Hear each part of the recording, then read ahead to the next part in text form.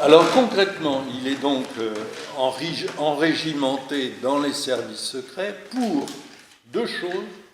La première, c'est faire savoir, par le biais des dirigeants de l'œcuménisme, c'est-à-dire deux personnes essentiellement, George Bell, qui est évêque de Chichester, donc en Angleterre, et qui est président du comité Vie et Action, qui, depuis 1938, a pris la décision, avec le comité Foi et Constitution, de former le Conseil œcuménique. Ce Conseil œcuménique des Églises est en formation de 1938 à 1948, pour raison de guerre, et par le biais de Chichester, enfin de l'évêque anglican de Chichester, George Bell, il est rendu capable de renseigner les alliés britanniques. Pourquoi ? Parce qu'il se trouve que George Bell est membre de la Chambre des Lords, d'une part, et d'autre part, est ami personnel de Winston Churchill. Donc, le branchement, si j'ose dire, peut se faire. Ça ne servira rigoureusement à rien, sauf à ce que les alliés, britanniques d'une part et américains d'autre part, je dirais le nom de l'autre correspondant, soient renseignés sur la réalité de la résistance allemande. Et c'est ce qui va permettre à Bonhoeffer, pendant toute la guerre, de pouvoir, enfin jusqu'en 1943, pardon, quand il est en prison, c'est terminé bien évidemment, mais de 1939 à 1943, il va pouvoir voyager dans toute l'Europe avec son sauf-conduit de l'Abwehr. Et donc il rencontre à plusieurs reprises George Bell, et l'autre, c'est Wilhelm Wissertoft. Alors c'est, pour la petite histoire, le prénom a été caché pendant des années et des années, vous allez comprendre pourquoi Wilhelm, ça va encore que si on pense à l'empereur de la Première Guerre mondiale, ça rappelle quand même des mauvais souvenirs, mais le deuxième prénom c'est un A, et ça veut dire Adolphe. Inutile de dire que pendant la guerre, on a caché la signification des deux WA de Wissertoft. Wissertoft, c'est le secrétaire général du Conseil œcuménique des Églises en formation, je précise. Pourquoi voulez-vous qu'on soit avec l'idée que le Conseil œcuménique est en formation avec un secrétaire général qui est déjà en place? Ils ont travaillé pendant toute la Seconde Guerre mondiale pour trois choses différentes: maintenir les contacts entre les églises participant au mouvement œcuménique, rien que ça, c'était pas franchement évident. Deuxième activité, soutenir les prisonniers de guerre. Troisième, s'occuper des personnes réfugiées, en particulier en Alsace-Lorraine. Donc, de temps en temps, les amis du mouvement œcuménique ici présents, veuillez corriger l'idée. Le Conseil œcuménique a été certes en formation de 1938 à 1948, mais il a été aussi extrêmement actif. Donc là aussi, j'essaye de vous préciser les choses. Et donc, Wissertoft, lui, est chargé de communiquer les renseignements aux Américains. Mais, alors c'est toujours intéressant de se dire, mais quelle est l'efficacité de ce genre de renseignements à passer? C'est simplement faire savoir. L'autre élément qu'il faut connaître pour, comment dirais-je, évaluer le travail de résistance de Bonhoeffer, c'est qu'il devait faire passer l'idée d'une paix séparée. Mais, alors, deux sortes de renseignements. Premier, lié à la Première Guerre mondiale, l'Allemagne a refusé l'idée de l'empereur d'Autriche pour signer une paix séparée. Donc il y avait déjà une illustration pendant la Première Guerre mondiale. Et pendant la Seconde Guerre mondiale, depuis les entretiens précédents Yalta, donc ça c'est en 1945, je ne sais plus comment ils s'appellent, les entretiens entre Churchill, Roosevelt et après Truman, et puis Staline, mais c'est avant Yalta, donc c'est les entretiens précédents, ils avaient décidé qu'il n'y aurait pas de paix séparée. Pourquoi? Parce qu'il y avait une peur que les Occidentaux signent une paix séparée avec l'Allemagne et se retournent, comme quoi ils étaient quand même à peu près renseignés du côté de l'Est. Donc voilà, ça c'est le cadre général de la mission de Bonhoeffer, mais là aussi c'est toujours intéressant d'ajouter ces renseignements-là assez précis.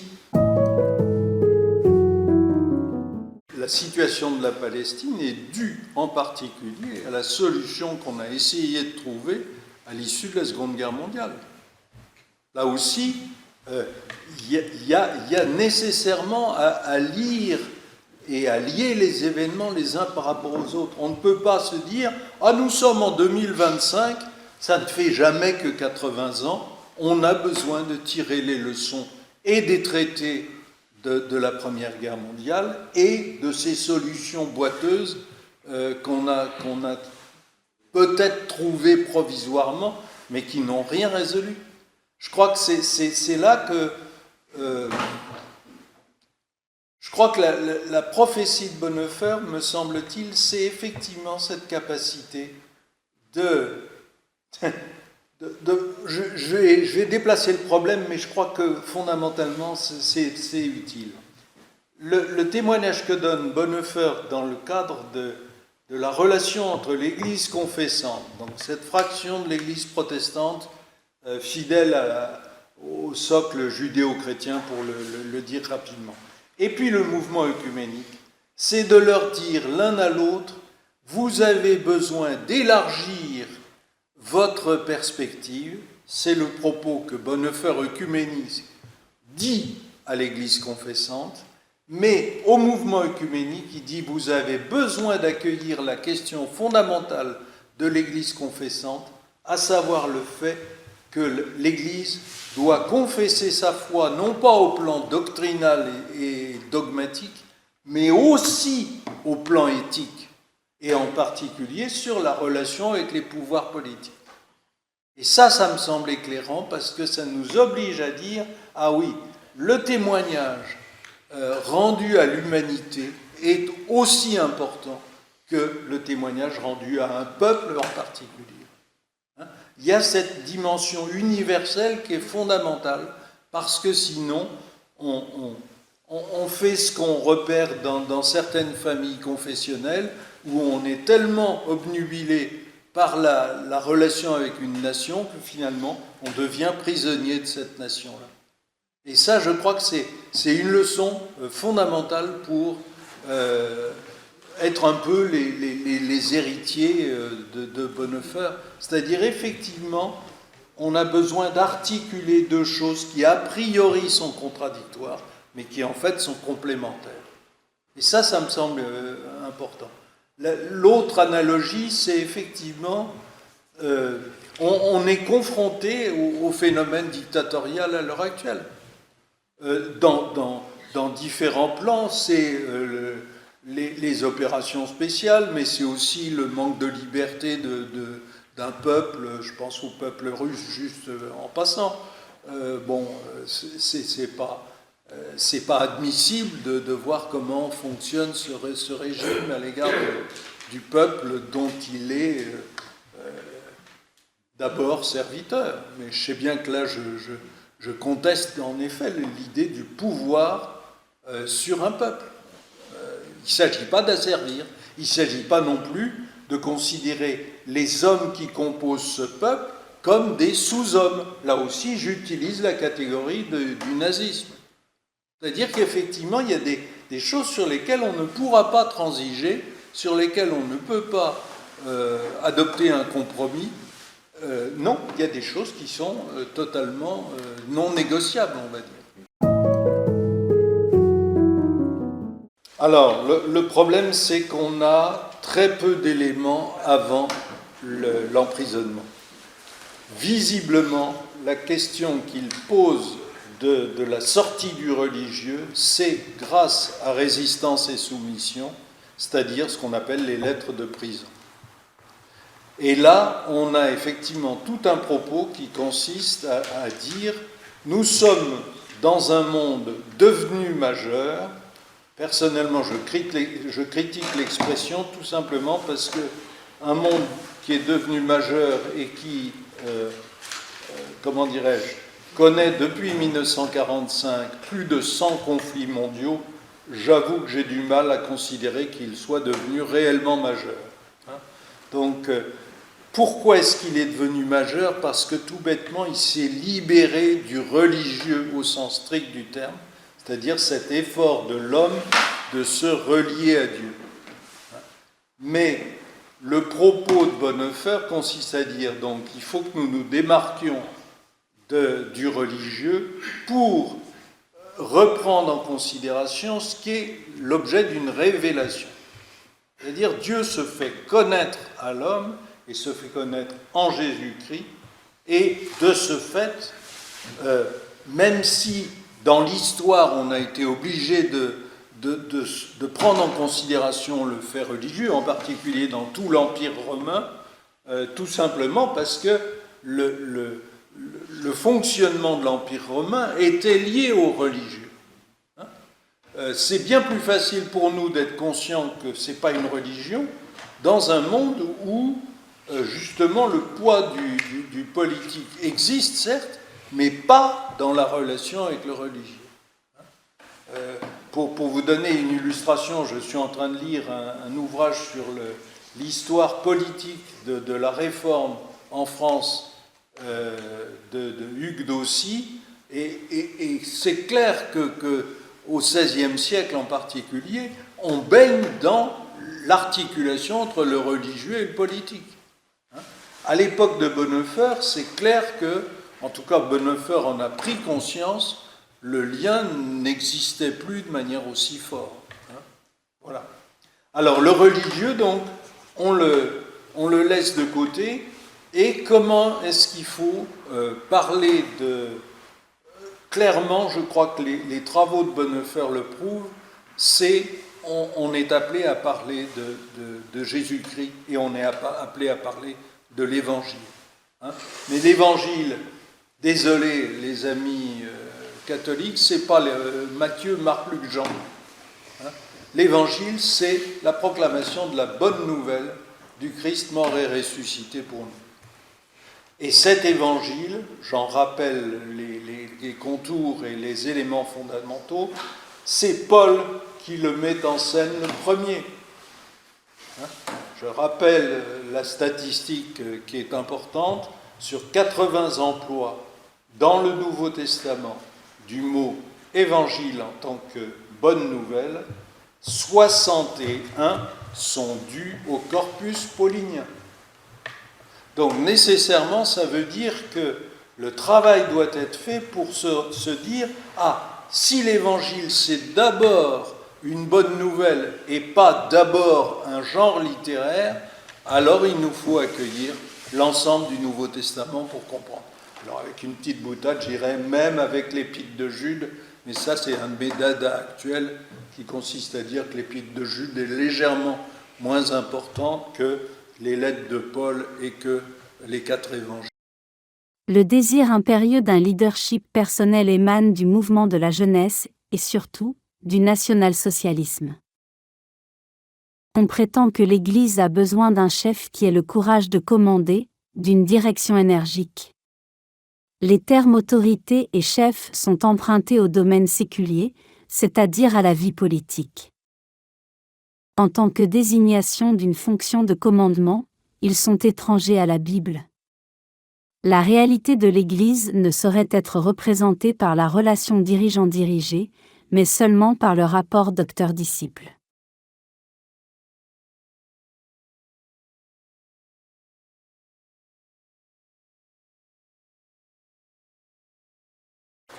Le chef n'est pas une notion que Bonhoeffer recommande dans cette citation. Le chef, c'est au contraire une catégorie qui appartient au domaine séculier. Nous devons nous inscrire là-dedans, mais y compris en étant en contrepoint. Et c'est là toute la difficulté de la pensée de Bonhoeffer, c'est qu'il est capable, lui, de tenir ensemble les deux éléments. Nous sommes appelés à nous inscrire là-dedans, mais je crois que le mot de contrepoint est indispensable. En disant autre chose. Et je vous rappelle donc ce texte de Matthieu 20, versets 25 à 28, qui est inscrit dans la demande de la mère des fils de Zébédée, de telle manière que l'un soit à la droite de Jésus et l'autre à la gauche. Et voilà ce que dit Jésus dans ce passage de l'évangile de Matthieu. Vous le savez, les chefs des peuples les tiennent sous leur pouvoir et les grands sous leur domination. Il ne doit pas en être ainsi parmi vous. Au contraire, si quelqu'un veut être grand parmi vous, qu'il soit votre serviteur, et si quelqu'un veut être le premier, qu'il soit votre esclave. C'est ainsi que le Fils de l'homme est venu non pour être servi, mais pour servir et donner sa vie en rançon pour la multitude.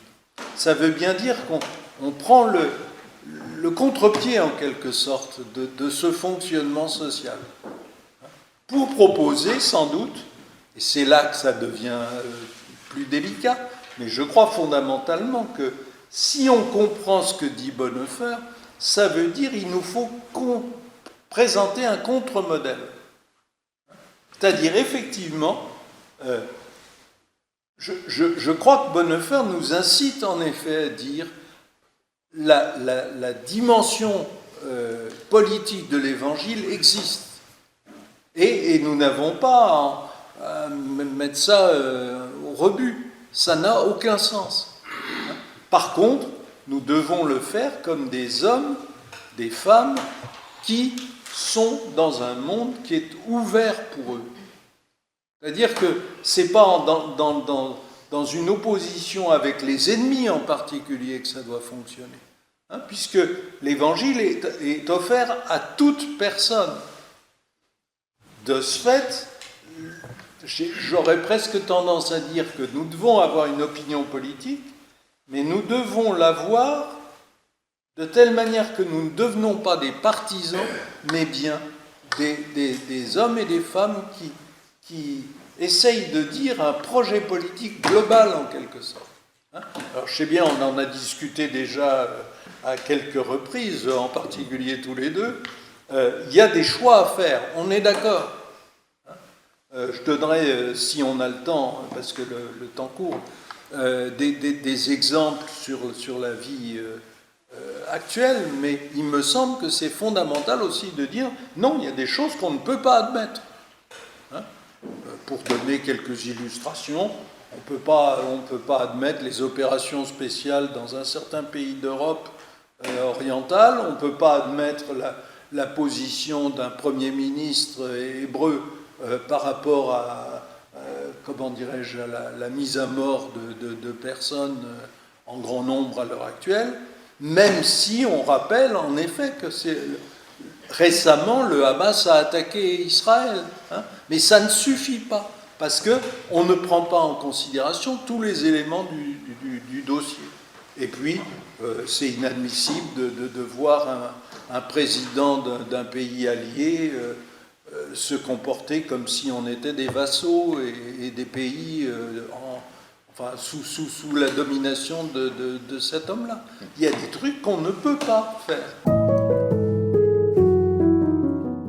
Théologiquement, j'ai envie de marquer la différence en disant que nous devons entendre le témoignage de Bonhoeffer, mais fondamentalement, nous devons accepter d'être inspirés par l'Esprit Saint. Pourquoi ? Parce qu'en effet, nous sommes invités à saisir la particularité de notre temps. On voit les analogies et je crois qu'elles sont en effet pertinentes. Mais fondamentalement, c'est en accueillant l'œuvre du Saint-Esprit en nous, communautairement, que nous serons rendus capables de bénéficier du témoignage de Bonhoeffer. Et moi, je dirais, il faut l'élargir en disant, c'est pas seulement au sens politique du terme, c'est au sens économique aussi. C'est au sens où tel ou tel dirigeant prend des êtres humains comme des sous-hommes. Là aussi, c'est totalement inadmissible.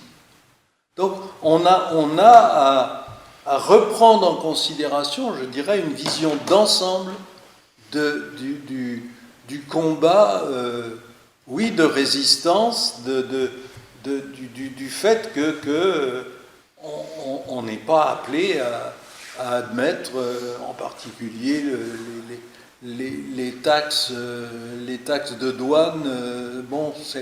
On a essayé de construire un système économique. Peut-être faut-il changer un certain nombre de points de vue, de points. On est aussi relativement d'accord avec cette idée-là, mais on ne doit pas inverser le mouvement. Il y a quelques éléments qui, me semble-t-il, sont décisifs sur cette communauté universelle. Encore faut-il que ce soit une communauté universelle fondée sur une véritable justice, et en particulier une justice économique. Et donc il y a une réinvention aussi importante qu'à l'issue de la Seconde Guerre mondiale. On a su inventer quelque chose de nouveau par rapport aux traités de paix antérieurs, par exemple les traités de Versailles, du Trianon, et j'en ai oublié de Sèvres, mais vous avez à tourner les pages, vous avez une présentation des différents traités qui nous aident là aussi à comprendre la complexité. C'est qu'on n'a pas été capable de négocier avec les pays vaincus. On leur a imposé un traité. Pas du tout la même chose. Un traité qui était le résultat d'une articulation entre l'Américain, Woodrow Wilson, le Britannique, George Lloyd, et le Français, Georges Clemenceau. C'est eux qui ont dialogué. Et c'est eux qui ont imposé le résultat de leur dialogue aux Allemands, aux Autrichiens, etc. etc. Il n'y a pas eu de réel dialogue. Et du coup, est-ce que c'est un traité ? On peut en discuter.